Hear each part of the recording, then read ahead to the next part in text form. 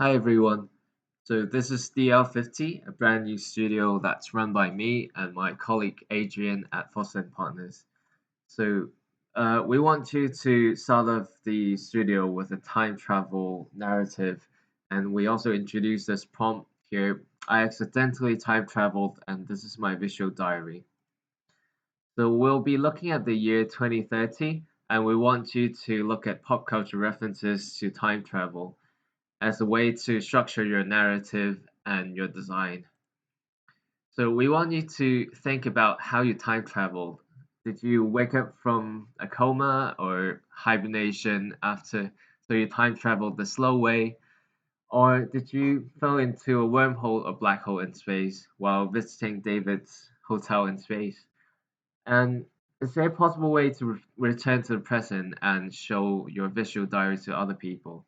So we want you to structure your design around this narrative and present your work in this manner.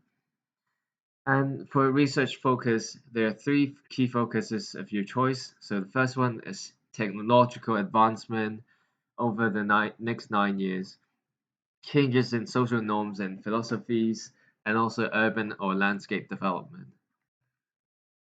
So there are a lot of possible focuses that you could be looking at, and it could be utopian futures, dystopian futures. It could be a lot of ideologies that we're currently proposing that could take over the world in 9 years. There could also be different things, and also the world problems such as global warming, ground movement. There are also exciting opportunities to look at technology such as Hyperloop, uh, space traveling, rockets, and cryptocurrency, etc. So you're not limited by these suggestions on the screen, and we encourage you to explore um, and pick your own focuses. And we would also like you to study and pick a site of your choice. So how we do the design is we focus for the first 4 weeks we focus on human scale research and urban scale research. So we want you to study how these future changes, it could be in a good way or in a bad way, affect your ways of living and how they could affect pre-existing typologies that it's close to your human scale, as in how you interact with the space. How would it be different from today? And we also want you to look at urban scale and look at existing buildings, seeing what would stay, what would go, and what would be replaced or retrofitted with new technology. And from these research, it will help you set up parameters that would feed into a form making software, Grasshopper, um, to tackle your design and building scale. And just a bit of food for thought. We want you to also look at examples from the past. And the point is, human technology has evolved exponentially over the years. So the first moon landing was 50 years ago, and the internet was invented 40 years ago, and the first smartphone, iPhone, was just invented 14 years ago. And you can see the technology, it's evolving and it's changing our ways of living drastically over the past decades. And one example that we want you to look at is The Invisible Cities by Italo Calvino. It was written in 49 years ago, and it's a good opportunity to look back at what he dreamt of the future um, 49 years ago. Now that we have lived through that period, so we time traveled in the slow way, and we can look back at what he imagined in the past and see how much of that is true.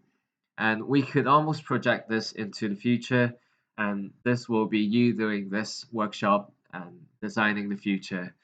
And there's also an opportunity for you to look back at this project in 9 years.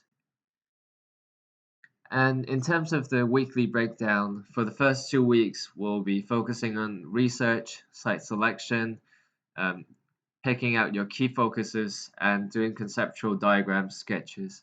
We'll also be providing beginners tutorial on Rhino. For week 3 and week 4, we'll be focusing on detailed human scale study and urban scale study. We'll also start modeling in Rhino. And for week 5 and week 6, we'll build your parameters up from the research that you've been doing for the past 4 weeks, and we'll tailor some Grasshopper tutorials, which will be provided by some of our colleagues at Foster and Partners. Um, and these parametric design would be tailored to the research that you have been doing.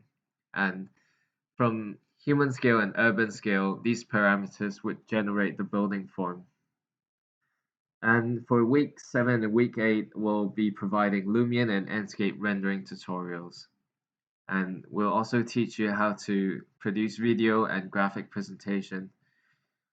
And as a general principle for all workshops, we'll have a design review with guest critics at the end of week 4 and week 8. There will also be a final submission and final exhibition afterwards. And like I said before, the tutors will be both architects at Foster and Partners, myself and Adrian. Um, and we're both quite at 3D modeling, and it's our day-to-day job to model in Rhino, Grasshopper, Revit, and this design workflow is what we've been using in practice, and we would like to guide you through it. To show some of the tutors' work, so this is what Adrian had done for his master's study. It's a lot of components that's focusing on the urban scale and how you can take apart different things in the city and patch them together and to create a future that makes sense. And as you can see, he's very good at all the details as well, and also all the environmental study, and also in the side of producing collage.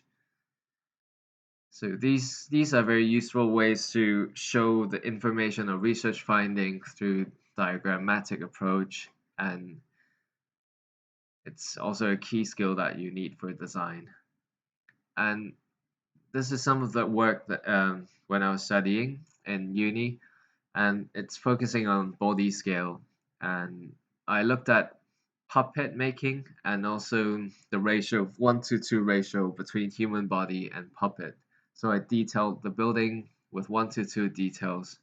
There are tiny staircases or openings for puppets as well. So it's a building with extra fine detail in the body scale.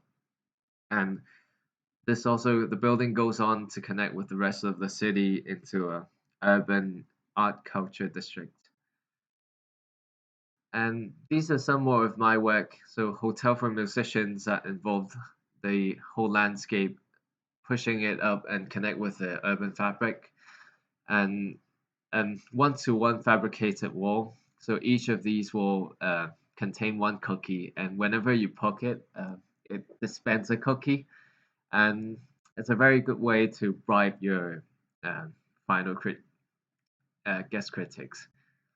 And these are some of my design animations that I've been doing.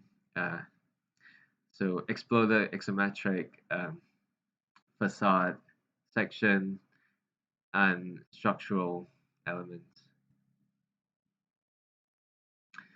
And some more parametric. So these are form form exploring in Grasshopper, and as you can see on this chart here, these nodes could be research finding. So you can always imagine what you find in your research could be plugged into a form making script. And with two set of settings or parameters, you can start to generate spaces that actually would make sense to human beings. And as you can see from these images below, you can see how they could relate to living spaces, and also it affects a program around it. And these would all be informed by your research findings. So thank you very much for your attention. And this is just one of the projects that Adrian and I have been working in practice. And we hope to see you. We hope to see you joining our studio. Thank you very much.